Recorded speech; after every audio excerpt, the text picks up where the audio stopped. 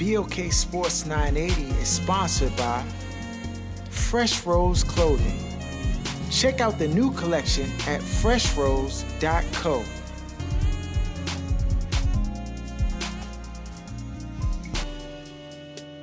You are now tuned to the other side with Blksports 980.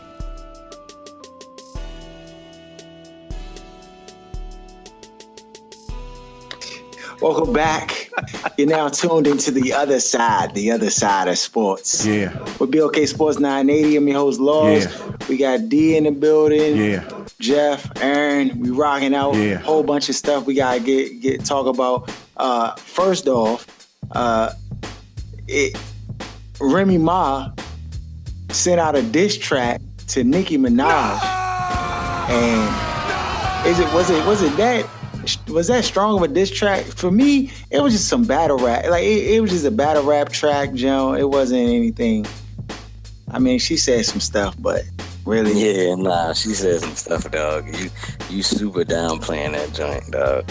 She, especially when she got warmed up on it, like, cause it like started out, it's like, I mean, okay, and then she got warmed up and started going to the personals, and you know, calling out the names and doing all that stuff. That's right, you already know. Like, and everything was like a bar. When she was talking about the money, saying she gotta go through all the monies, like to get paid. You know what I'm saying? Like she was going. She was going.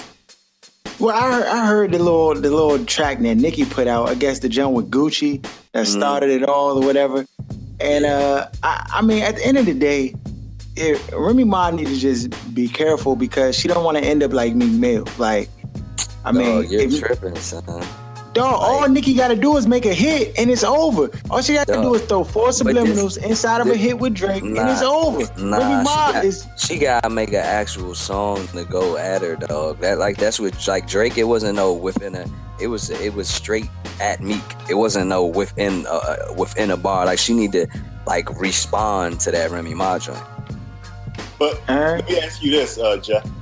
If somebody that sold 11,000 records sent a diss track to you, who's the biggest star in your lane, are you responding? I mean, the way Remy got at her, I think that you gotta say something. Like, now, how that's just like why, you know, Meek had to say something. It just happened to not be good. So we hope, you know what I'm saying? So hopefully Nicki, she need to try to the whole team in there. Hopefully she don't come out and do what her ex Meek did and lay that dub. But that's the thing, she not Meek though. Like, this is what I'm saying. Like, is it different? Because all she got to do is holler at Drake, say, I want to make a hit. Like, let's just make a hit, and then call the jump back to back to back or something like that, and just throw 4 lines in the jump about Remy, and she win. Because this is the thing, nobody's playing that either sheether jump in no club, and you know how these battles are won. They're won in the club. Nobody's playing. The jump gonna get played the first week it came out. After next week, nobody's playing shit. Harold, you're talking about 2 different things. Then let me tell you why. No one's saying that. I don't think Nicki's like a pop star. She's like on another level. So I don't think like this is affecting her career or anything like that. So let's get that out the way. But in the same token, when you're talking about this hip hop stuff, like to kind of to keep her, like, her leverage in that, and the respect, I'm talking about like she the best female rapper in the game, she needs to respond. She needs to come back with something. But that's what I believe. I just want to say this, and then I'm gonna leave it alone. Like, you almost kind of nullified your own statement by saying Nicki's a pop star. She doesn't care about hip hop. She's not a great rapper. She had 3 or 4 people writing her rhymes, and everybody knows that. So for her, it's almost an L waiting to happen. It's like, to respond is more of a risk than not doing anything at all. But see, you gotta understand, this is the same thing with Drake. Like, I don't think that they don't care. Like I think that was always their first love. You know what I mean? Is the whole hip hop and writing. But they're better at, like Drake said, the rap is something I do on the side. I got the R&B melodies and I be getting them number ones. So that's the same kind of with Meek. But trust and believe, they care. Like the rap opened up the avenue to be able to do these other things. So, you know what I mean? That's kind of how I see it. But that's just my 2 cents. Well, speaking of trash talk, Shaq and JaVale McGee was going back and forth for a whole Twitter rant And Young, does it have any validity, or is this is ridiculous, man? Ridiculous. I mean, is JaVale in his feelings? You know what I'm saying? Because he can't live at home no more with his mother, or what? Like, what's it? Better be careful, because then the Warriors be calling up the other side of sports. Talking about. Dog, I mean, everybody came to this Bama rescue, dog. Everybody. Like, he said he was being bullied. His mom said he was being bullied. Bullied? Yeah, grown man. What? How come you don't want me, man? Yeah, No, I mean, Shaq does pick on this Bama relentlessly, though. Shaq pick on everybody, though. Nobody like JaVale, dog. And the thing that but JaVale did the dumbest stuff. That's his fault. Harold, that's old, but that's dump the basketball in the right hoop. That's old stuff. They showing clips from when he was with the Wizards. You know how long he played with the Wizards, dog? Like, that joint is old, bruh. Like, imagine if you was out here in the real world, like you did something, and it's like 6, 7 years, and they bring it up. You gonna be like, yeah, go ahead, I'm about to steal on you, dog. You know what I'm saying? Like, yeah, because eventually your Bama, like, it's funny at first, but like years of the jump, dog, it's like, come on, dog, get some new material. Yeah, I can understand that part of it. Yeah. Okay, JaVale was fed up, though. Yeah, but it's like when Eminem was picking on like certain, like shooting Cage there, like Britney Spears and stuff like that. It's like an easy target, like low-hanging fruit for Shaq. Like, I got no material, so let me go ahead and pull out the JaVale McGee footage tape. Just switch the order of the clips and act like it's new. Right. Like, so, how many times you gonna rerun the same clips, dog? Cannot win with him. Can't do it. And I could see JaVale getting upset, but going like on Shaq, but like his mom getting involved, and then Shaq's mom talking to him, and then. But I know his mom. I know he didn't ask his mother to get involved. I'm just saying, it just got out of control. Then the Warriors organization got it. Come on, man. They were trying to get the Bama fried from TNT. Like, that's not happening, dog. Shaq on there for life. Him and Kuhn and what's his name? Charles Barkley. They did to death do them, dog. The numbers they doing the numbers. As long as they doing the numbers, they can say whatever. And like, if that was anybody else, they would have been shut that down. So, I mean, it is what it is, Young. On to some basketball. The Wizards, dog, are blowing my life. These Bamas came off vacation in the All-Star break. Yeah. And they lost to the Philadelphia 76ers. Yeah. No excuse for that, Joe. And then they played the Jazz, which is, I have to give it to Jeff. They are third or fourth in the West, so they not trash. Yeah, they're not a trash team. But still, the way and the fashion in which they lost, dog, this bad. They was making, what's his name, young, the white boy. Hayward was looking like Rex Chapman in his prime, dog, cooking our lives away, dog. I'm like, come on, young, are you serious? Like, is anybody gonna strap this man up? Is anybody gonna do it? It's ridiculous, dog. And then on top of that, I don't know what's going on with Scotty Brooks. I don't know if Ernie been in his ear or whatever. Them forcing Mahinmi gotta stop, dog. Till Mahinmi knees heal all the way. Right now his knees at like 65% because the Bama don't want to jump off the floor. Until his knees, dog, stop it. They're forcing him out there, dog. Jason Smith did nothing but good things for the Washington Wizards. And why are they changing it up, dog? He didn't play 1 minute, dog. What? Yeah, Jason Smith. And Gortat's a hack machine, so get him up out of there. That's right. You already know. Who we need in free agency, dog? Like, that's what the free agencies don't want to come here, dog. They don't want to come here. I think that might change, man, depending on how we finish out the year. That's what's pissing me off, because they have an opportunity to change the narrative of the franchise and the way other players look at it, and it looks like Ernie's back up to his old stuff. Like when he was forcing them to play, what was the dude that looked like Nay. Black, Andre Blatch and stuff like that. Oh yeah. There's no reason that Jason Smith doesn't play any minutes the last game, and the game before that plays 4 minutes. Yeah, for a guy who can't make a layup. It's ridiculous. It's obvious what's being done out here. It's on a nightly basis. I hope the world can see now what's really going on out here, because it's getting ridiculous. And he can't move. I think he's supposed to be a shot blocker and all this defensive presence. This Bama is just getting bammed on. He can't jump yet. He can't. Yeah, I mean, until that Bama can jump, dog, take him in the back, make him touch the top of the locker room till he can do that. Young, don't have that Bama out there, dog. I mean, he tried it. I was telling Harold, man, like, I mean, that first game was like just Bama's coming out lethargic off the break. You know, no business losing to the Sixers. The Jazz, like I said, the Jazz are a top-notch team. They could probably get as high as third. I think they're fourth right now. But when the season's all said and done. So my thing is, I want to see how they do the next 5 games. That's going to tell me. I know we got Golden State next, so tomorrow, I believe. Or it's tonight, actually, I think. Oh, mud hole.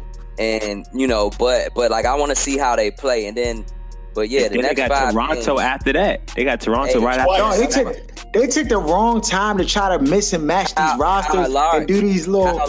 Kyle Lowry gonna be out 4 to 6 weeks, so that's a big loss for Toronto. Yeah, off the hand injury. Yeah, but I mean, I just want to see what they do over these next 5 games, and I'm gonna see whether it's reason to be concerned from my standpoint. Yeah, it's too early. It's only 2 games. They only lost 2 games. I wouldn't put too much. I mean, they're going to play Golden State, and then they're going to play Toronto the next night, and then they play Toronto again Friday night. So, I mean, they got 3 tough games ahead of them as well, but it's too early. Just saying this. When you at home, you can't be losing at home by double digits, dog. The thing that concerned me so much about the game is not that I just felt like right now, everything that they did before the All-Star break, now because they brought in these new players to play, they brought in Bajan, who's been okay, but you know, trying to get him acclimated, trying to get them in a rotation, and then the forcing of Mahinmi. It's like, you know, I want winners. I get it. I understand you got new pieces and you're trying to get them like acclimated and set up for a playoff run and stuff. But young, if it ain't broke, don't fix it. You know what I'm saying? Like young, just chill. You don't have to force Mahinmi in there. Like and play him 22 minutes. Yes, you're gonna need him down the stretch. Yeah, but young, you don't have to force that now. Especially like, I mean, I guess if you're a coach, you think you can put any rotation and beat the 76ers. Okay, I get that. But dog, like these next games are crucial. Let me ask you this. Do you think that's a Scott Brooks move? To me, this doesn't have Scott Brooks written on it at all. Because we've seen this before with 3 different coaches. These like moves to justify signings. Because everybody's like, why the hell you give Mahinmi the money? Why is he the free agent? Cannot win with him. All of a sudden, as soon as he's healthy, but before he's ready to play, they're forcing him in the lineup for that amount of time. We've seen this before several times. And it falls on Ernie's shoulders again. This Batman ain't said nothing for 3 months. Now all of a sudden, because they 3rd or 4th in the East, this Batman doing interviews at the games and all this, man. He's an idiot. All right, that's what we got to say about that. If you don't sit your big scoop ball hitter, dog, the joke just infuriates me because it's politics. It's not even about basketball. You got your best point guard frustrated for no reason. John Wall was visibly frustrated the other night, more than I've seen him almost all season, even when they was on a losing streak. He was frustrated, and he was like, young, it was the frustration like, young, what are we doing? Like, what is going on? Why is this Bama Mahinmi out here? Like, why is he out here? You know what I'm saying? Gortat, this Bama, he need to be cut to 22 to 24 minutes. Like, that's it, period. Because he more than that, this Bama's a liability. Rudy Gobert was looking like Wilt Chamberlain out there jump the other night. Him and Derek Favors was going hamburger, no cheese all night, and nobody was trying to, could stop them defensively. They catching oops, putbacks, we got out-rebounded like 22 rebounds. They out-rebounded us like 22 rebounds. That's unacceptable, dog. Yeah. Unacceptable. And I know Keith Morris got ejected from the game. I mean, it just seemed like the whole team was just blown about the situation. I don't know what needs to take place, but Scotty Brooks, if you the coach, dog, you got to coach the team, dog. Bump the politics. Straight like that, you know? Because you're going to lose otherwise. You can play Nene Gortat if you want to, and you will end up losing. Yeah.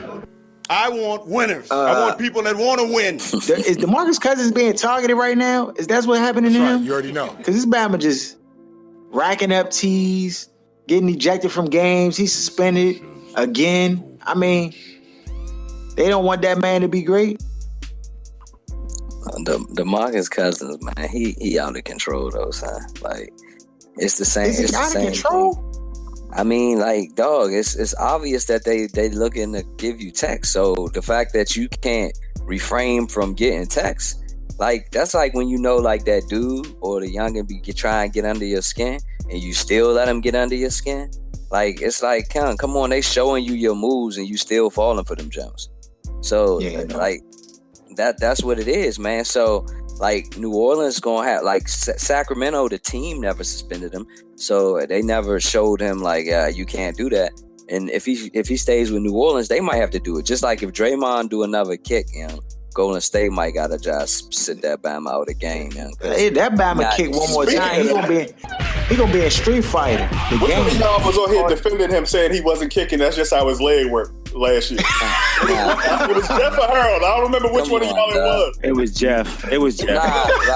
It was Jeff. Come on, I didn't say that's just how his leg worked. I'm saying, like, nah.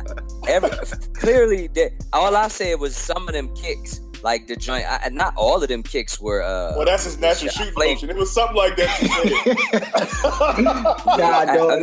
It's some joints that was obvious that them Jones is like, come on. Then other joints, it was within the natural motion. That's all I'm saying. Like, if you took it like that's always how any Bama's supposed to shoot, like, nah, that's not true. That's not what I meant. The joke where he was on the floor and almost kicked somebody in the face, I was like, somebody got to whoop his ass or suspend him. That's the only two options. Yeah, so I mean, so it's just one of those things, John. So, like, that's what I'm saying. Like, with Cousins, like, you got to be able to control your emotions. I understand you passionate. Like, you're not the only passionate player out there, young. Yeah, he needs to talk to somebody, dog. Yeah, he needs strength, dog. Now on to the highlight. This is what do they call this jump? The climax. The Washington Redskins exclusive franchise tag Kirk Cousins. No! Is that a good move or not? Oh my gosh, man. Well, it depends what your agenda is. If your agenda is to sign him to a long-term deal, then it's a great move, for the Redskins. And it seems to me when you made that move, it shows their intentions, and their intentions is to sign him. They don't want him. They franchise tagged him. Then he can negotiate with other teams during that franchise tag. You mean a non-exclusive? Well, you don't say non-exclusive. You just say franchise, because you can always sign a franchise player, but you just lose, your first round pick and your second round pick. You would lose picks for it. But with the exclusive, you can't do any of that as a player. You can't talk to any other team when you're under the exclusive tag. So I think the Redskins have showed their intentions. They want to sign Kirk Cousins, and they didn't want anybody else given the opportunity to sign him until they felt as though they could or could not. Is this the backdoor move by the organization to reassert, at least hold the cards and how they're played? Because, I mean, everybody's saying that, Kirk retains all the leverage, which he does in a large aspect in this whole negotiations.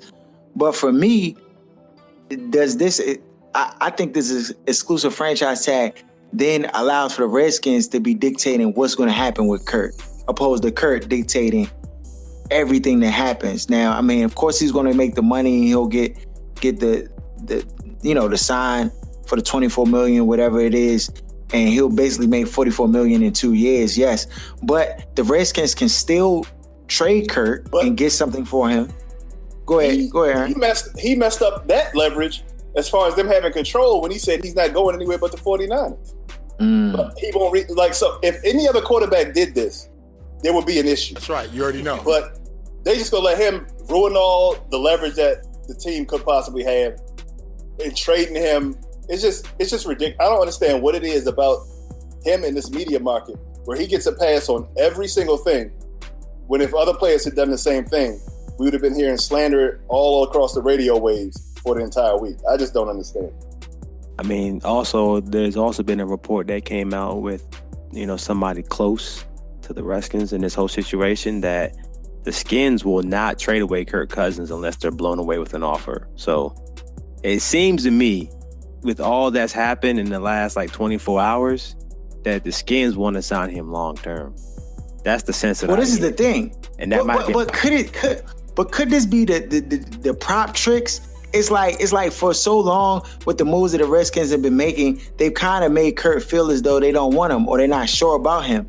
Now, I believe that they still aren't sure about him long term, but because of how he retains all the leverage, they want to at least try to flip his psyche in saying that or putting forth efforts that declare that they do want him, so that they can kind of move how they want. I just don't see them flip-flopping over 24 hours and just all of a sudden just feeling all different and rosy and, you know what I'm saying, Rosie O'Donnell about the Bama Kirk Cousins all of a sudden. Like, maybe they did it.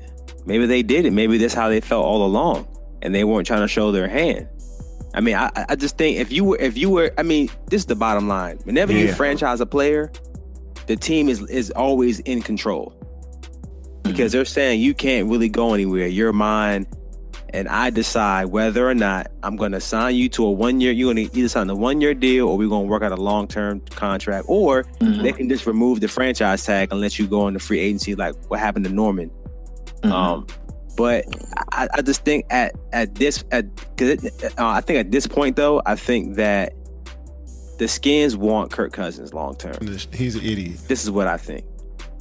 Do you think this move or this position and this posturing, does this then say to other teams that like now we have to up our offer to get Kurt? Because before, like I would say like 3 days ago, it's like the teams was like, well, we'll just wait out. Like we'll just hold out and we don't gotta force it, because if they franchise him this year and he's saying he's only going to sign a long-term contract with 49ers and stuff like that. Like now with the Skins basically saying, yes, we want Kurt.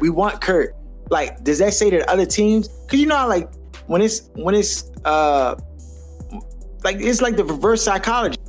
You say you want something, then the other team's like, oh no, I want it now. Like, you know what I'm saying? Because before they weren't acting like they did. I mean, what are you gonna say, Aaron? Yeah, I'm just saying.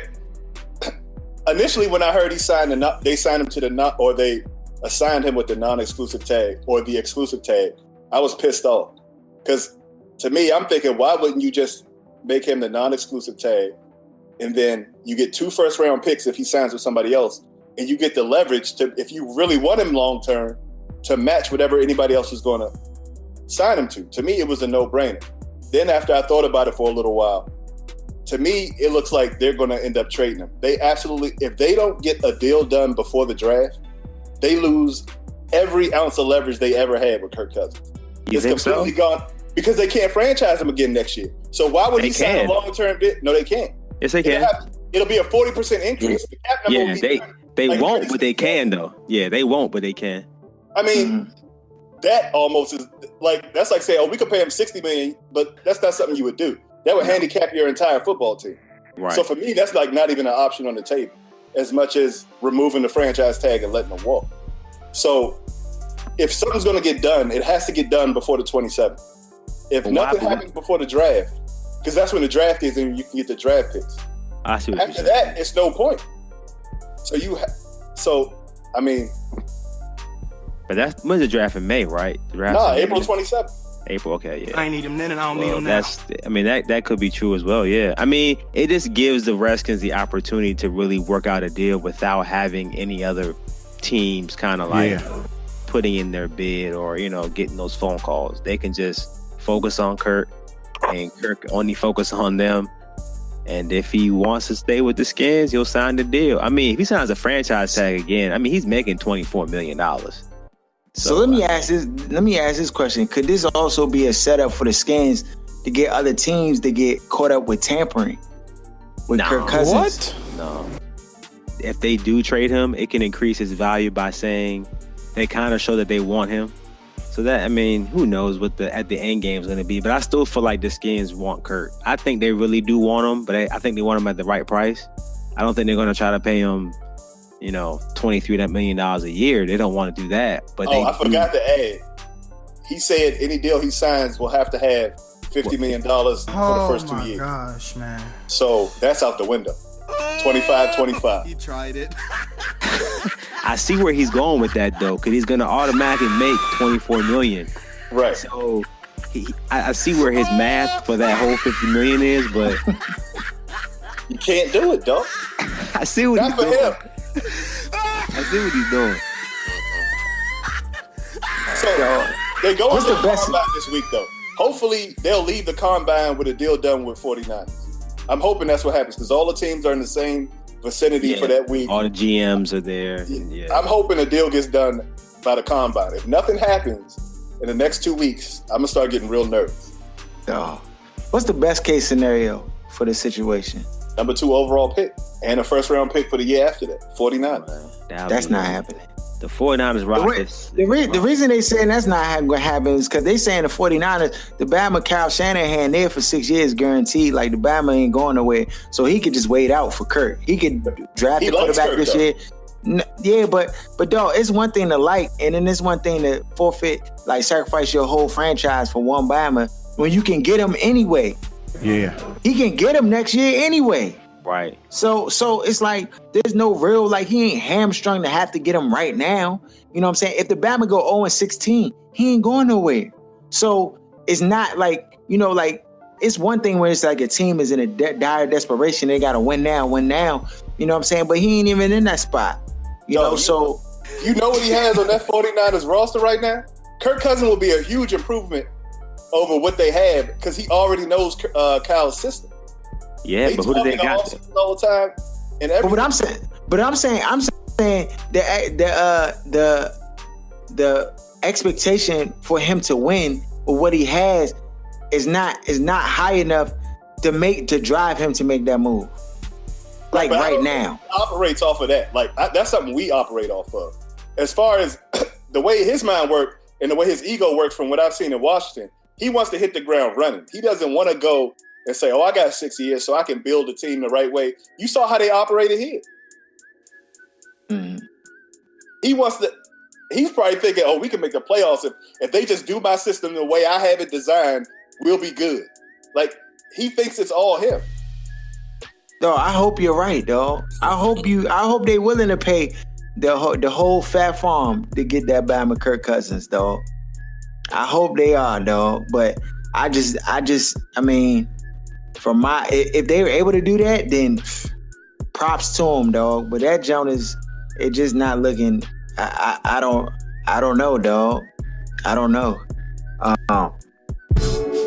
Thank you guys who tune in to the BLK Sports 980 podcast, representing the DMV. Right quick, just want to encourage you to please subscribe to our channel on SoundCloud, iTunes, and Google Play. Make sure you also follow us at BLK Sports 980 on IG, Twitter, and Facebook. You can even email us your thoughts, show topics, and more at blksports980@gmail.com. Last but not least, let's spread this word. Now back to our show. Some free agent running backs hit the market. AP, you make a move for AP? Jamal Charles? Any of them catch your eye? Or you like, nah? AP more than Jamal Charles, just because Jamal Charles' injury history the last 2 seasons. But it will have to come at the right price because AP, even though he's AP, but at the end of the day, time is undefeated, and he's 32 years old. You don't want me.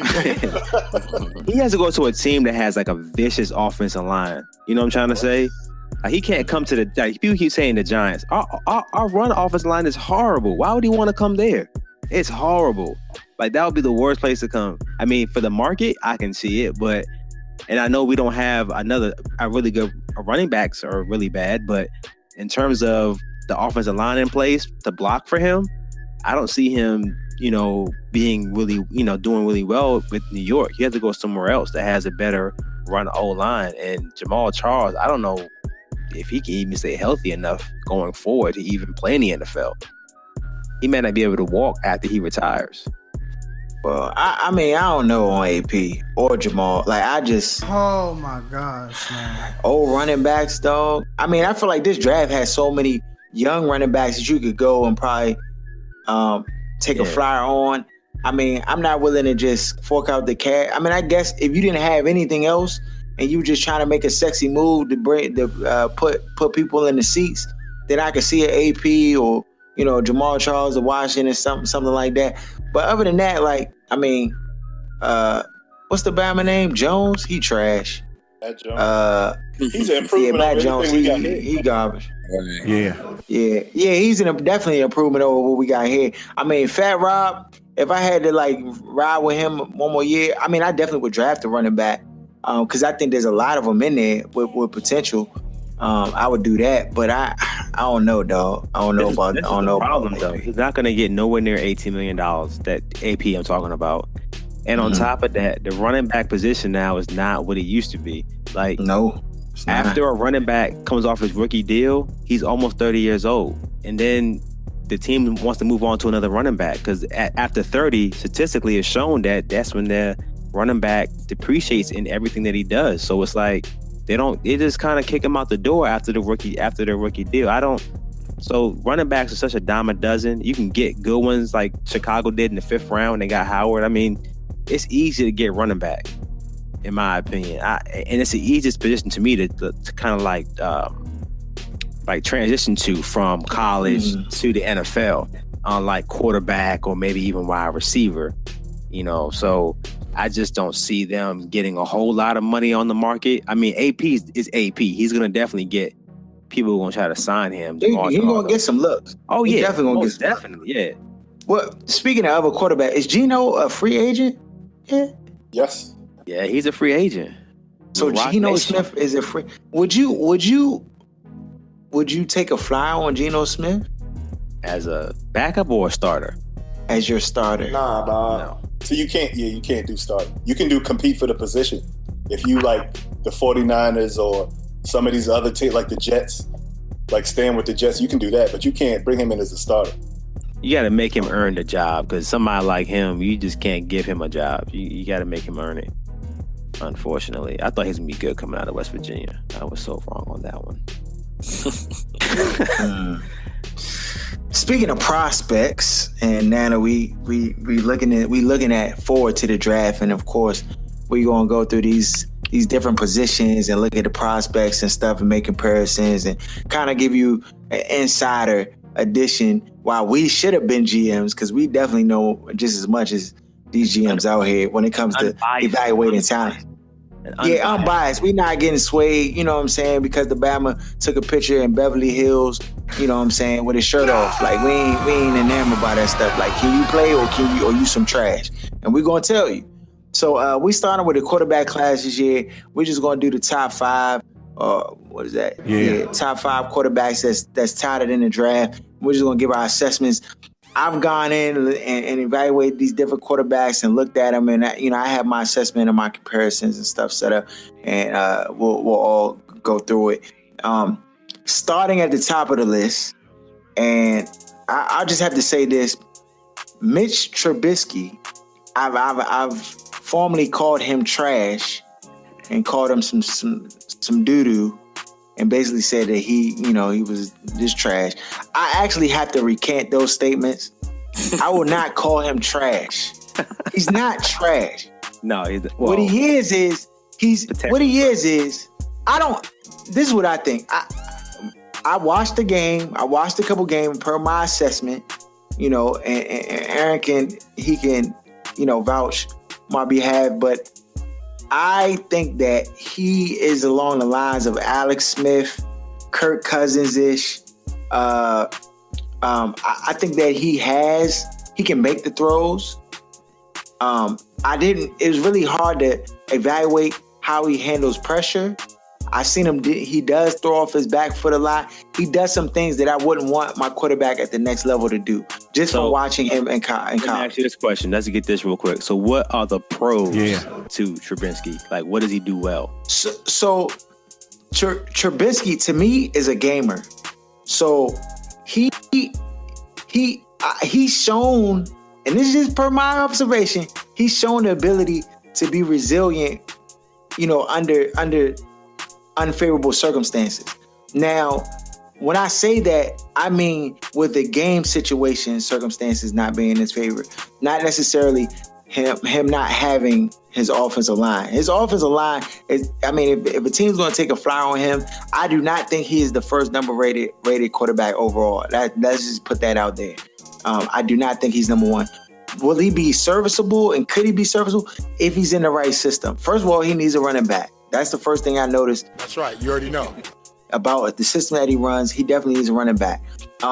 He takes a lot of hits from his position at the quarterback position because he does a lot of play action reads and stuff. But the dude can throw the ball and he's a gamer. I've seen him down in a game and him, throw touchdown passes that his receivers drop back to back to back and him still to stay locked in. Now, one of the bad things, I think, he tries to make every play.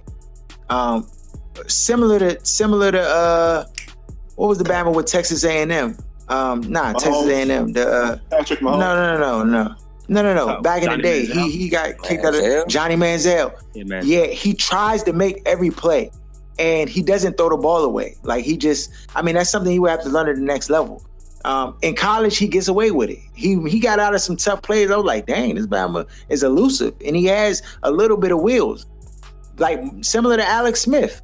But I think he has a better arm than Alex Smith, just per my assessment. But he's still not the top-rated quarterback. Like I said, I put him in the vein of Kirk Cousins and Alex Smith. That's where I would compare him to. Aaron, what is your thoughts on Trubisky? On Trubisky? Yeah. I agree with 99% of what Harold said because I think we watched 2 games together actually on Trubisky. I think his ceiling is Kirk Cousins. I think his floor is Alex Smith, and the early Alex Smith, not the Alex Smith with the Chiefs. He excels in the quick intermediate to short throws, playing what looks close to an NFL offense versus what some of the other guys are playing in. So that's to his advantage. And he looks the most like a prototypical quote unquote NFL quarterback, what they like, what most of the GMs, offensive coordinators, head coaches like from the quarterback. That's what his advantage is. The perception of him being the most ready, similar to Goff last year, versus his actual talent or what they've seen him do on the field. What I don't like about him is he plays sometimes when he's throwing downfield, he has a Matt Stafford, Jay Cutler mentality, but he doesn't have a Matt Stafford, Jay Cutler arm. Nah, dog. So in the league, a lot of those passes that'll get completed won't get complete. There'll be interceptions in the league. Yeah, I agree with that. Yeah, a lot of the stuff that you guys said, I've kind of had the same assessment watching. I looked at actually several games of him, and I felt the pros for him, though. I felt like he was sneaky athletic. I felt like definitely. He can, what I'm saying? He can get out, he can run, and he also has almost a little bit, not saying he's Ben Roethlisberger, but he can extend the play really well. A lot of times he won't just always just run downfield, but he'll make moves in the pocket or run around so he can throw the ball downfield. He works well through his progression. That's why I don't think he turned the ball over a whole lot. And that's why he has such a high completion percentage, because a lot of times if the throw wasn't there, he would just check it down to a running back out into the flats. And some coaches will like that. To me, he's more of a DLG, kind of a check down type quarterback where he's not going to force it all the time. He's just going to throw it down to the running back in the flats or whoever is kind of shallow. So he won't turn the ball over. Because to me, when I looked at his deep passes, I felt like he wasn't really accurate throwing the ball deep. He had nice touch on his deep pass, but it was a lot of times. Exactly. He would overthrow it a whole lot when I would watch him. So I felt like that a lot of people were talking about, he threw for 68%, you know what I'm saying? But a lot of that was because North Carolina threw a lot of screens, wide receiver screens, running back screens, a lot of check downs, a lot of dump offs, a lot of drag routes. So bootlegs, kind of thing. So naturally, you're gonna have a really high completion percentage when I looked at him. So to me, that's a little bit misleading in the league. It depends who he goes to. If he goes to a team that likes to do that, then he'll probably be fine. Redskins would almost be perfect for him for what they're doing now. I want winners. Yeah, because it'd be the same thing. And like Harold said, when he gets in trouble, he throws off that back foot religiously. I watch it a lot. A lot of times when there's a defender in his face, he would throw that ball off his back foot, and it would be either an inaccurate pass or it would be an incomplete pass or interception or something like that, which he didn't have a whole lot of those this year. But when you watch him on tape, he doesn't really dazzle you with any particular attribute or play. But, at the next level, he'll be a DLG. He won't lose the game for you. You know what I'm saying? He'll do ball control. You punt, get the field position game. That type of quarterback. That's what I see him doing that at the next level. And just to add to everything that everybody said, that's not somebody you take in the first round, to me. Period. Can't do it. Which is why when they mentioned him initially as the number one quarterback going 1 or 2, I'm like, hell no. Right. Because he needs too many other pieces around him. He needs that O-line. He needs a running game. That O-line was saving his life. Yeah. You know what he needs? He needs a good defense wherever team he goes to. Yeah. So to me, no way. You ain't been doing the education, bro. You ain't been doing the education. I'll say this too. I would like to see his demeanor. Like, I would like to see how he interviews, because I could tell. I mean, after watching the tape on Goff, and then what was the other dude? Plays with the Eagles now. Wentz, quarterback for the Eagles. Carson Wentz. When I saw their demeanor, like Wentz swag told me he was ready. He was league ready. Right.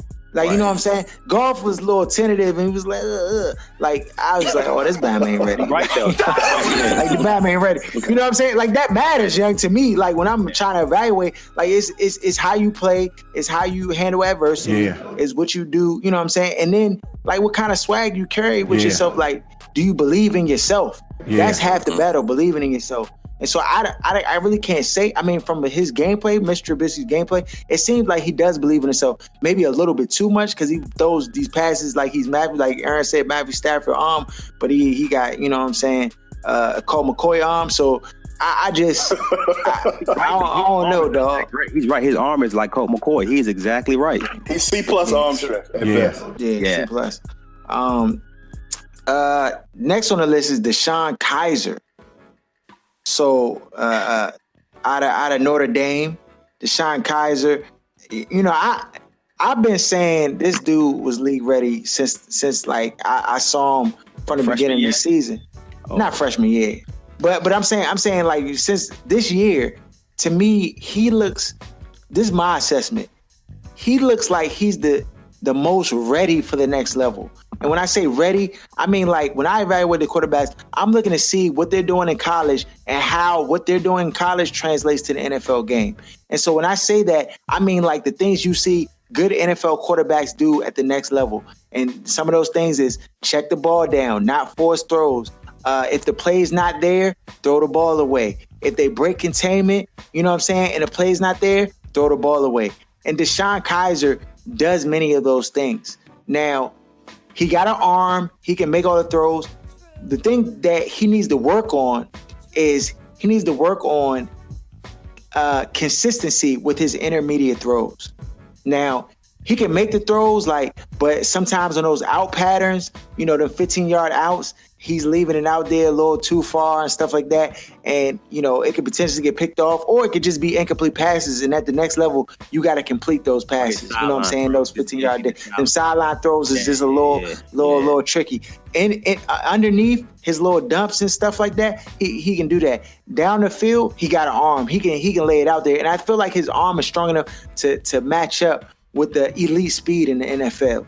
So you got the 4-4, like, you know what I'm saying? He can lay the ball out there.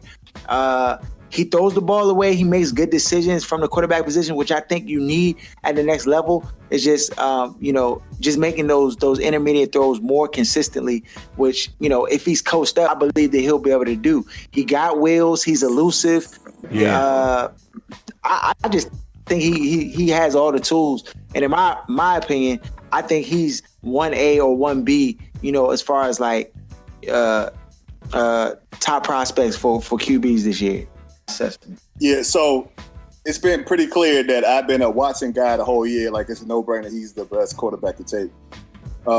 After watching some more Deshaun Kaiser's games, I got to admit, I was kind of looking like maybe, depending on the system and the situation, right? Especially with certain head coaches or coordinators who tend to be more rigid and don't want to be flexible with the game plans. He might be the number one quarterback, just again, depending on the OC and the situation he's going to be put into. I saw him do the most with the least out of the quarterbacks that we're evaluating in this list. He faced the most adversity, and I liked how he handled most of the adversity. He didn't have a great year, but he still had 26 touchdowns and only 9 interceptions. And he just looks like some guys you can watch 5 or 6 plays and you can tell he belongs in the NFL. Like you can see them playing in the NFL. But he within the first game I watched, I knew he was an NFL player. It's just a matter of where he ends up in the system. Yeah, you're right though, and like most of the quarterbacks in this list, and a lot of them don't come from under center, so a lot of them work out of shotgun, where it's just Kaiser and Watson and Trubinsky. They all kind of work out of even Mahomes. They all kind of work out of the shotgun. But Kaiser, though, like you said, Aaron, and as well as Harold, I felt like when I watched him, like this dude could actually be the top prospect taken at quarterback off the board. I mean, he's 6'4", 220. The Bama got wheels. He can run. Like, if he gets in the open field, he can get loose. I mean, he really shines, throwing the ball on the run. He's really good at doing that. He has a strong arm. He can throw into the tight windows. Like Harold said earlier, he can complete. He's good at completing the short passes and over the middle intermediate passes. But he doesn't throw well under pressure, which most quarterbacks don't, and even at the NFL level. From time to time, he got a lot of pressure too. Yeah, that O-line was trash. Yeah, he had the worst O-line out of the quarterbacks we're evaluating by far. You think it was worse than Kaya's? But Kaya, Kaya is not I'm not drafting him. He went undrafted on my board. I didn't even look at most of his tape. 10 minutes and I'm done. I'm not rocking, Mo. So I understand why you said that. And the other thing about him is sometimes because he is so athletic, you know what I'm saying, sometimes he relies on that. Unlike like Deshaun Watson or Trubinsky, even Mahomes. When I look at him, when he's going to scramble, he's looking to run downfield. He kind of takes his eyes off of downfield and he's looking to run the ball. He missed open targets because of that. I've seen it. He does it. His pocket presence is okay. It's not the best. I know at the combine, at the interview, he's going to get drilled for, the quarterback gets all the praise when the team wins, and they get all the hate when the team loses. They went from a 10-2 season to a 4-8 season. He got benched in the Stanford game. He only threw 58% this year in his completion percentage, so they're going to get him for that. But overall, I mean, he was inconsistent, but I think if he can get consistent, I could still see him going in the first round, and I could see him being the first QB off the board before the other guys, just because of his size and his athleticism. You know what I'm saying? And his arm on top of that. Nah, we in consensus. Deshaun Watson. I mean, it's not really much we need to say about Deshaun Watson. If you haven't watched Deshaun Watson, then I don't know what to tell you. That's right. But, you already know. I mean, like I said, when you're talking 1A, 1B, from my evaluation of Deshaun Watson, the thing that impressed me the most is his ability to stay locked in games. Like, I mean, of course, in the national championship, which to me spoke volumes about him and his abilities, is that when things weren't going his way, how he was able to overcome adversity.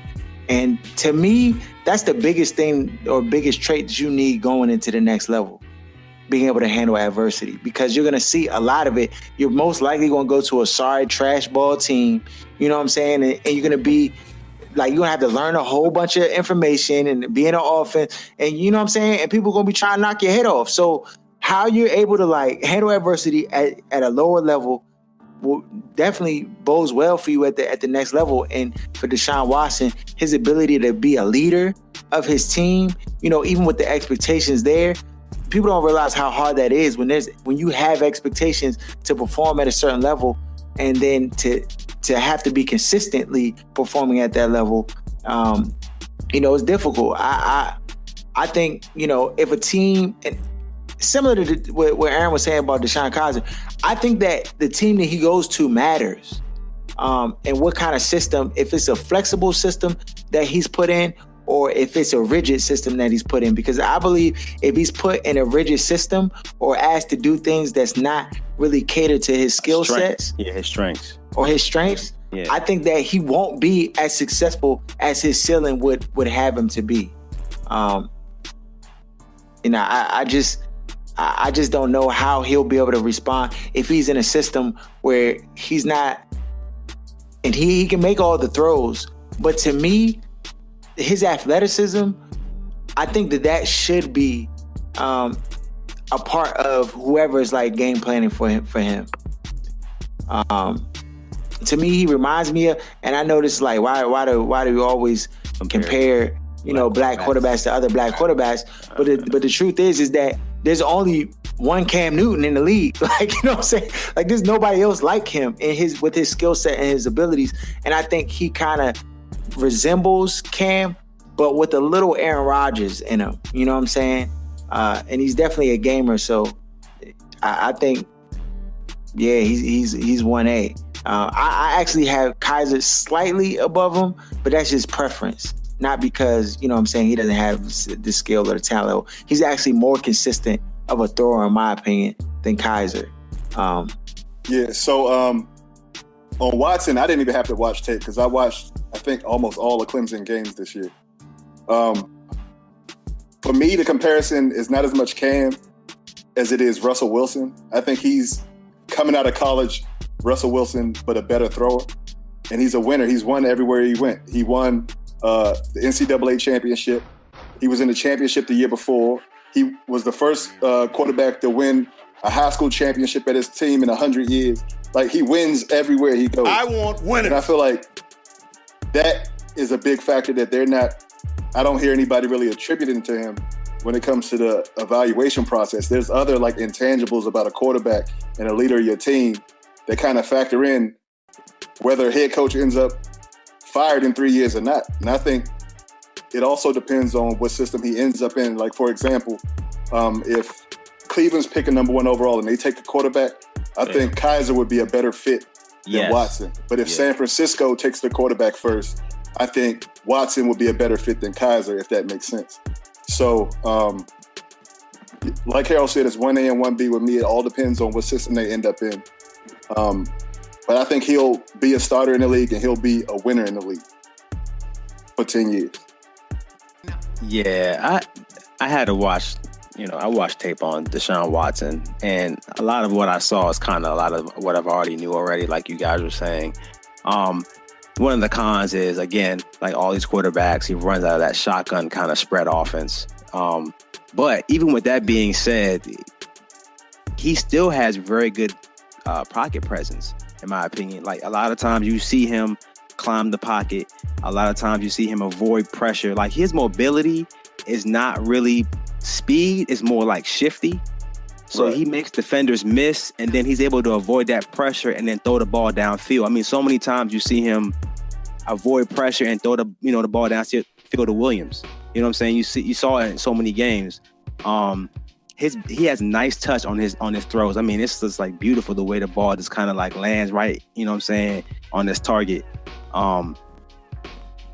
He makes really good back shoulder throws as well, like them end zone back shoulder fade throws. He knew how to use like his receivers to his best abilities. He had a big receiver in Williams, and they threw a lot of like back shoulder throws, and he was just a master at it when I watched him play, and he was really accurate with it, as opposed to when he was just throwing like a regular down the field deep pass. A lot of times, sometimes it wouldn't be as accurate as some of those other throws.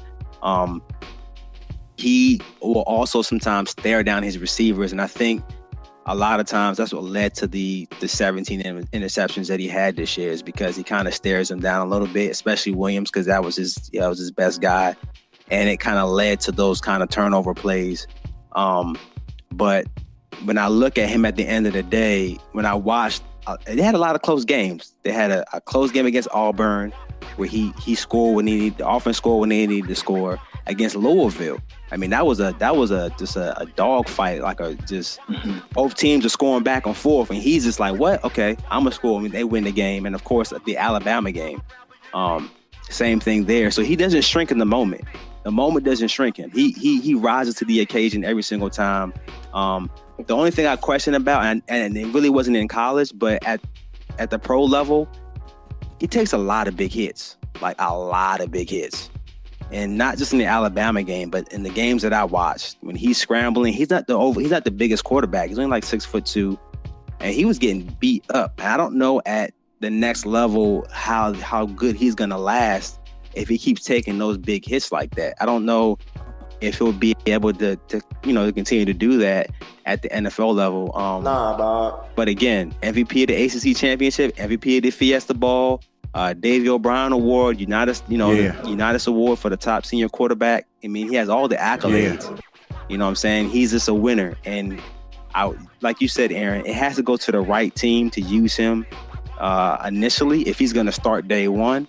Because if he starts day one, he goes to the wrong team, I think he can actually ruin his career as a quarterback, like most quarterbacks. If you go to the wrong team in the wrong system, that's it. I think it's going to really ruin him as a player going forward. And part of that also is because certain quarterbacks like these, the league doesn't have the same amount of patience with these guys as they do some of the other quarterbacks. They don't. You get one chance to be a starter. Yeah. If that doesn't work out, then you're instantly a backup. Yeah. And if that doesn't work out, then you're out the league. Yeah. 3 years and you're gone. This is ridiculous, man.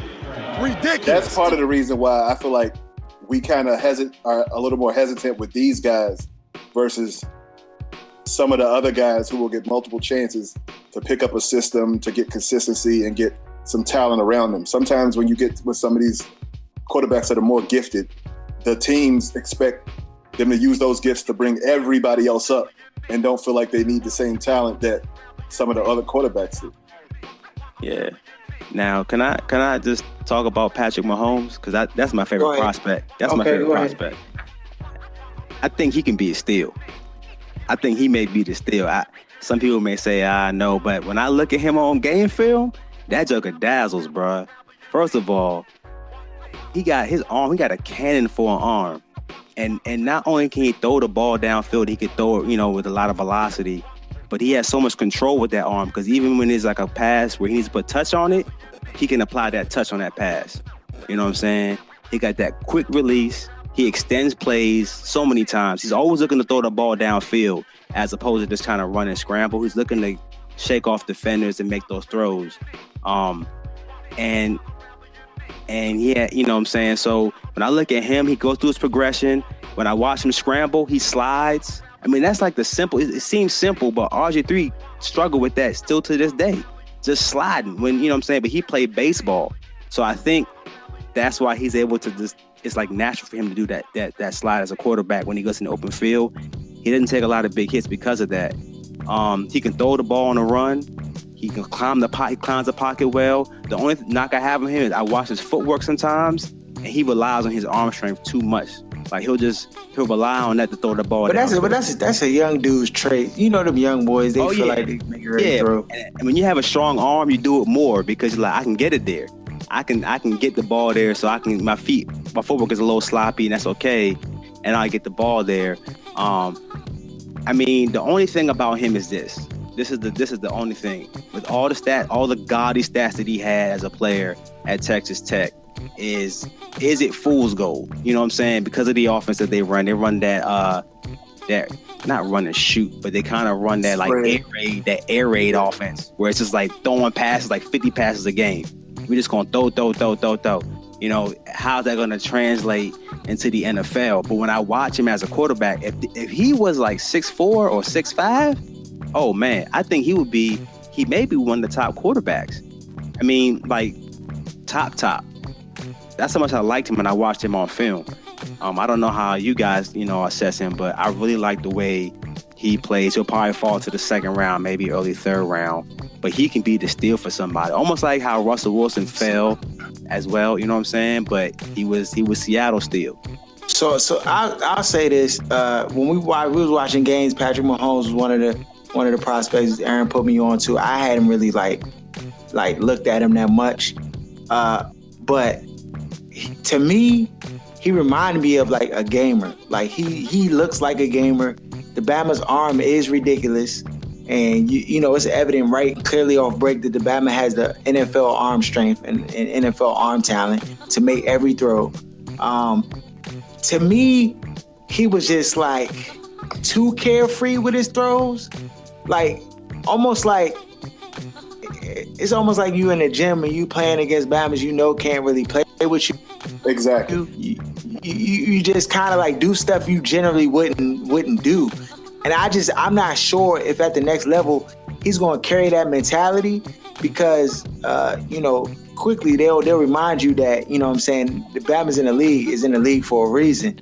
And so I just don't know where he's measured as a quarterback. Like Kaiser, for me, he seemed like the most mature at the quarterback position is like, as far as like what throws to make, what throws not to make, you know what I'm saying, when to throw the ball away.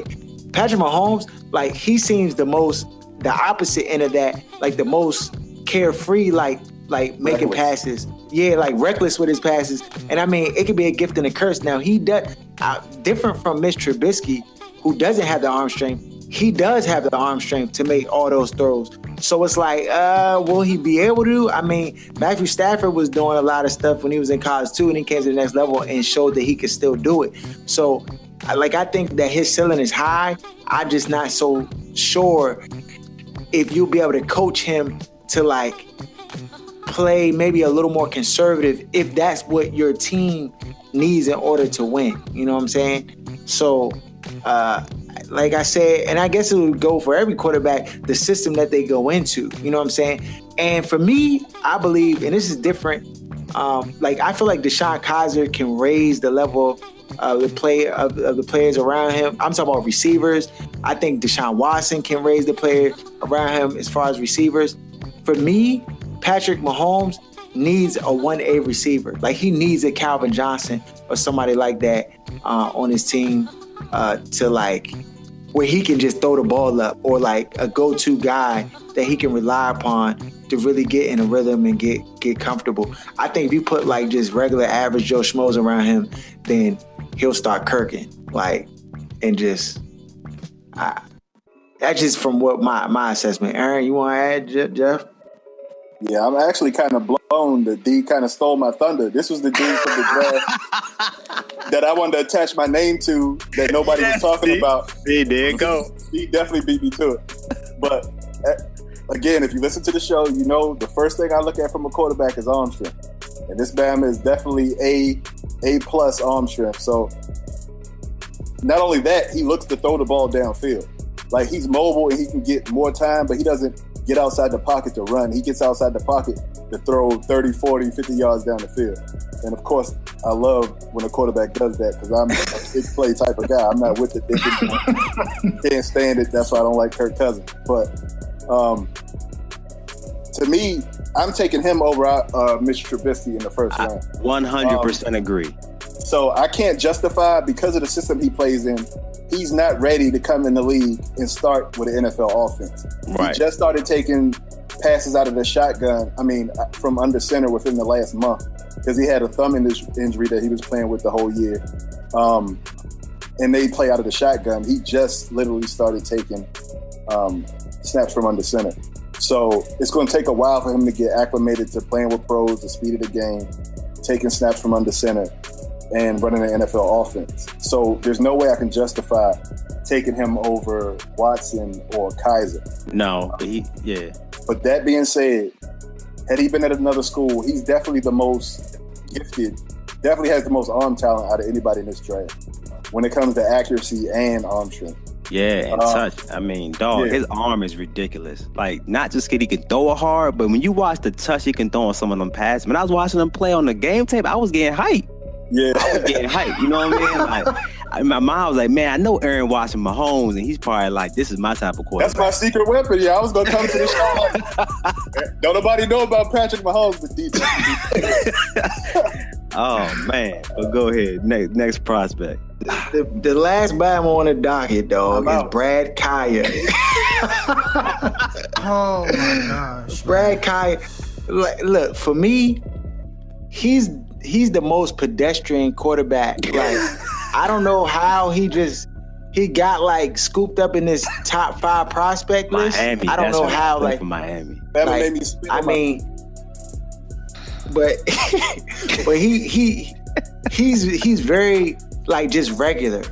Like, think of the most regular quarterback that's in the NFL right now, and that's him. Like,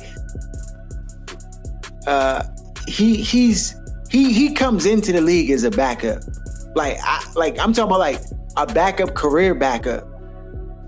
For me, he's gonna be out the league in 3 years. That's his career. Yeah, that's the thing about Kaya. I mean, he was probably one of the best quarterbacks, which is funny that Miami had in a while, because Miami hasn't really had a good quarterback in a while. But I mean, he doesn't turn the ball over. He doesn't make sloppy mistakes. I mean, this is the one thing. He has the prototypical height and weight for a quarterback. You know what I'm saying? Unlike other prospects, he has come underneath center in his college offense, where everybody's coming out of shotgun. He has an okay arm. It's not a great arm. It's okay.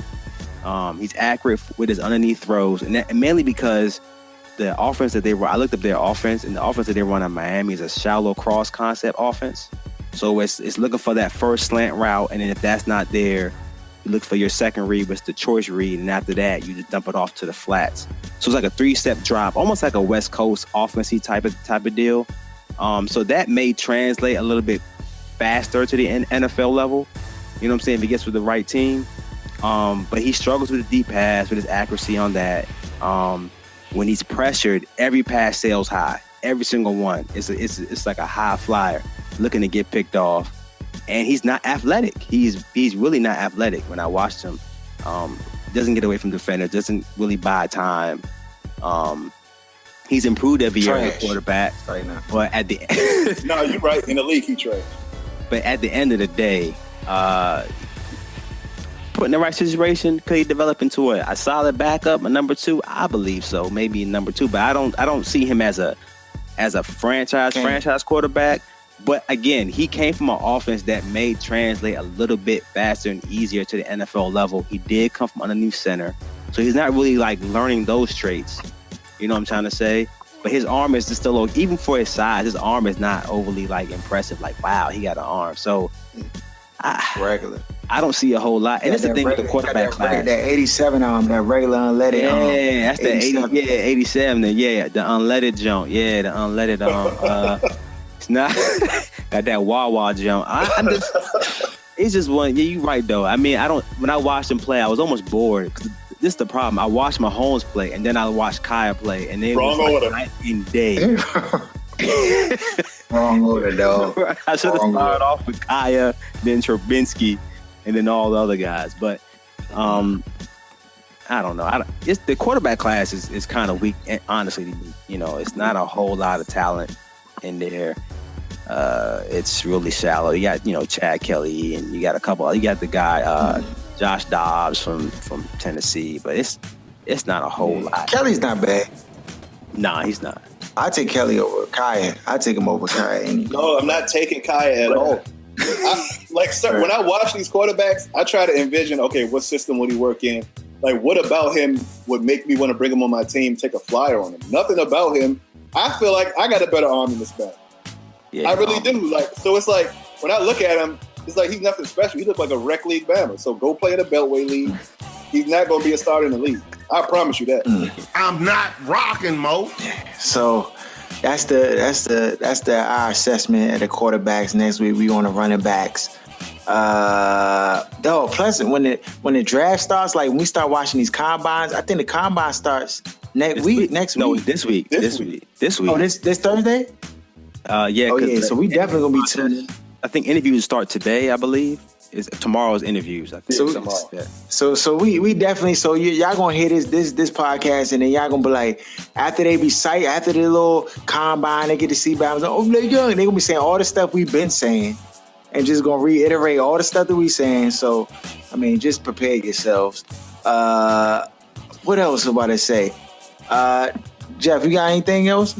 You good? You didn't see the text? You didn't see the text? Oh, nah, dog. Brandon Jennings has verbally agreed to the Wizards. Let's go, Jeff! Boost. Boom, shakalaka. Perfect. Yeah. Perfect. Get Trey Burke riding that pine. Now he's getting benched. You know that off break. But it would be one. But he gotta get benched, dog. Like, I mean, at this point, he's just not producing. I'm sorry, Trey. You just not producing, dog. You're not producing. Now, Jason Smith, on the other hand, he can take his jump to court, dog. Jeff Mathis will hear his case, dog, because that Bama was wrong. But Trey Young, nah, sorry, bro. Dang, that was right on time, Young. We got some breaking news. It's been a minute since we got the breaking news, though. Yeah. That's a good pickup, though, for the Wiz. Once he clears waivers, you'll sign him. That'll be what's up, man. What's your overall assessment, Jeff, of our critique, quarterback critique? Perfect. I mean, everything sound good. I mean, I was telling D and Aaron like I didn't even have the time. Like my schedule was warped, so I didn't get to look at stuff in depth. But I mean, I think overall, like I kind of just from the surface stuff that I've seen from the guys, I'm kind of like a Deshaun Watson guy. I've seen a little bit of Kaiser. I mean, I definitely like his athleticism. But I mean, like I said, I think Deshaun Watson's just a winner. And, considering, like I said, comparing favorably to Cam on a lot of regards, not necessarily physically, but, like the mobility, he could throw the ball, and the fact that he just wins games. I mean, I personally think that he's going to be a winner in the league. So, I mean, that's my number one quarterback, though, in any case. Okay, but bet that. Speaking of winners, shout out to the WAU basketball team for winning the NAIA championship. Oh, wow. Shout out to Patrick Curry. The Bamas won under impossible odds. I mean, they had one big man, Brian Bridge, for the whole year. You know what I'm saying? And the fact that they overcome the odds and were able to get wins, it's just remarkable, dog. Shout out to them. Big ups to WAU basketball, Young. I mean, they definitely made history this year and completed the run. Now they off to the Division II tournament. I think starts next week or Sunday, something like that. It starts very soon. And they in that jump, and hopefully they can make it through that gauntlet and get another championship. But just big ups to them. Shout out to them. Much love to the WAU basketball team, Young, and you know what I'm saying? We're gonna rep y'all as long as we have a voice. That's all we got, dog. Anything else, Young?